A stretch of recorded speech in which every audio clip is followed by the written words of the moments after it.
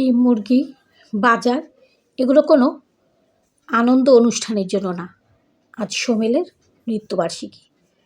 আজকে রবিবার। এই দিনটা এলেই বুকের ভেতরে একটা অদৃশ্য ভার নেমে আসে। ঠিক 11 বছর আগে এই রবিবারেই সোমেল আমাকে একা রেখে চলে গিয়েছিল।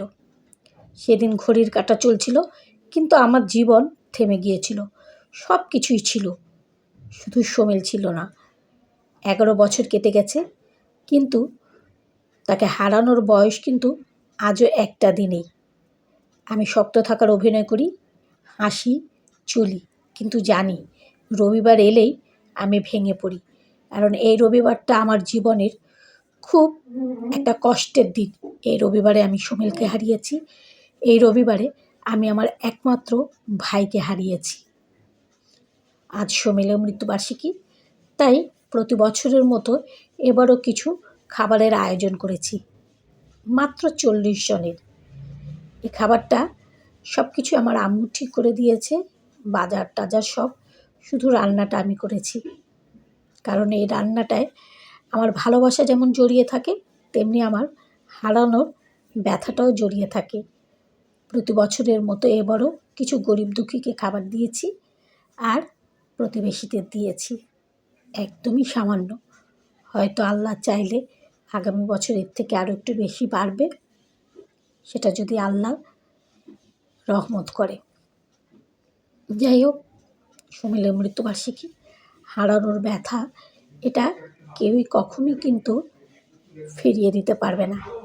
আর এই রান্নার রেসিপিটা দিচ্ছি না এই কারণেই, কারণ চিকেন বিরিয়ানির রেসিপিটা সবাই কিন্তু কম বেশি জানে। আর আমারটা দেখে দেখেও বুঝতেই পারছে, একদম সহজভাবেই রান্নাটা শেষ করেছি।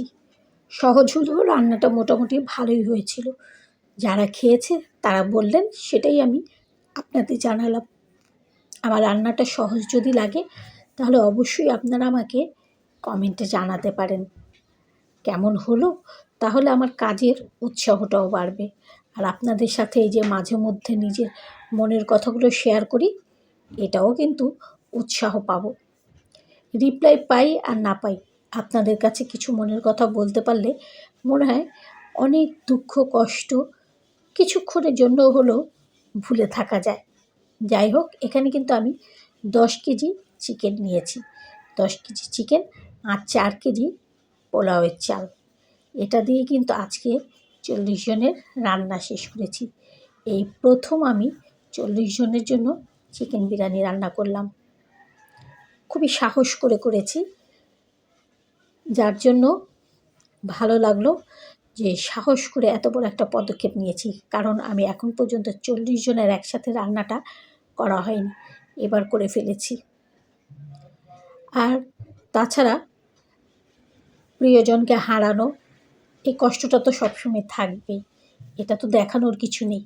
লোক দেখানোর মতো কোনো ব্যাপারও না। নিজের দুঃখ কষ্টগুলো নিজের মনের ভেতরে কিন্তু থাকে, সেটা প্রকাশ পায় কাজের মাধ্যমে।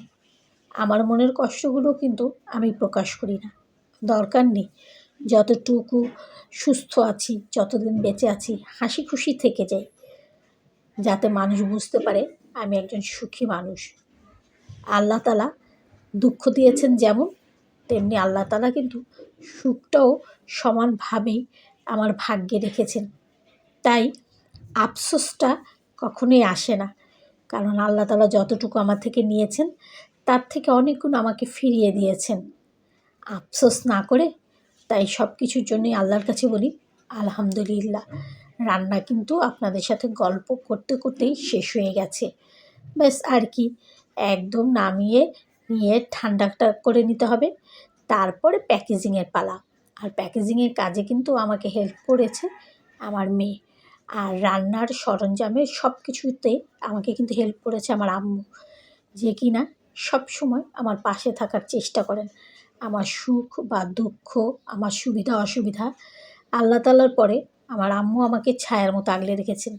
আর রেখেছে আমার বোনরা, আল্লাহ ওদের সুস্থ রাখুক, আমার আম্মুকে আমার বোনদেরকে দীর্ঘায়ু করুক। আর আমার শ্বশুরবাড়ির কথা না বললেই না, ওনারাও আমাকে কিন্তু ছায়া দিয়ে আল্লাহর রহমতে ভালো রেখেছেন। সব কিছুতে ওনারা আমাকে শারীরিকভাবে হেল্প না করতে পারলেও মেন্টালি দিক থেকে ওনারা আমাকে সবসময় সাপোর্ট করে এসেছেন, যার জন্য সোমেলকে হারিয়েও আমি কিন্তু খুব শক্তভাবে এখনও টিকে আছি। আল্লাহর ওপর ভরসা করে আমার আম্মু, তারপর আমার শ্বশুরবাড়ি, সবাইকে নিয়েই আলহামদুলিল্লাহ ভালো আছি। দোয়া করবেন আমার জন্য, আমার মেয়েটার জন্য, যাতে আমি সুস্থ থাকি, ভালো থাকি। সুস্থতা তো অনেক বড় আল্লাহর নেয়ামত, তাই দোয়াটাও কখন কার কবুল হয় সেটা বলা যায় না। তাই সবার কাছে আমি দোয়া প্রার্থী। আর এই যে আজকে হয়ে গেল রান্না, প্যাকেজিং শুরু করে দিয়েছি। এই প্যাকেজিং অনুযায়ী আমি আর আমার মেয়ে এখন বেরিয়ে পড়ব খাবার বিতরণে। হ্যাঁ, তবে আজকে কিন্তু ওই যে বাইরে যে খাবারগুলো দিচ্ছি সেগুলো ভিডিও করিনি, কারণ একজনের হাতে ছিল খাবারের প্যাকেট, আর আমি যদি ভিডিওতে লেগে যাই দেখতে খারাপ লাগে। তাছাড়া এখনকার যে পরিস্থিতি, পরিবেশ, রাস্তাঘাটে ওপেনলি ভিডিও করাটাও কিন্তু খুব রিস্কি হয়ে যায়। তাই সেই ঝামেলায় আর না যেয়ে মা মেয়ে দুজন আগে আমাদের প্রতিবেশী, আমার বাসায় যারা আছেন ওনাদেরকে যেগুলো দিয়েছি সেগুলো টুকটাক একটু ভিডিও করেছি। এরপর আর কি চলে গিয়েছি মা মেয়ে বাইরে, তারপরে যে দিয়ে এসেছি খাবারগুলো। আরেকটা কথা, আপনারা সবাই সোমেলের জন্য দোয়া করবেন, আল্লাহ যাতে সোমেলকে জান্নাতুল ফেরদৌস দান করেন। 5টি বছর সংসার করে যদি 11 বছর বা সারা জীবন সেই মানুষটার জন্য অপেক্ষা করা যায়, তাহলে বুঝতে হবে সে মানুষটা কেমন ছিল। যেখানে কিনা 25-30 বছর বা 50 বছর সংসার করার পরেও একটা মানুষ আরেকটা মানুষকে চিনতে পারে না, জানতে পারে না, বোঝে না, বা তাদের মৃত্যুর পরেও একটা বিরক্তিকর পরিস্থিতি তৈরি হয়। সেখানে কিন্তু আমার ঘটনা সেরকম না। 5 বছর সংসার, আর আজ 11 বছর তার জন্য অপেক্ষা, তার স্মৃতিকে আঁকড়ে ধরে অপেক্ষা। বাকি জীবনটাও তার স্মৃতি নিয়েই বেঁচে থাকব। আর এটাই হচ্ছে তাকে চিনিয়ে দেওয়ার সবথেকে বড় এবং সহজ উপায়, যে তিনি কেমন ছিলেন। যদি তিনি এই খারাপ থাকতেন তাহলে নিশ্চয়ই আমি অপেক্ষায় থাকতাম না। দোয়া রাখবেন সবাই।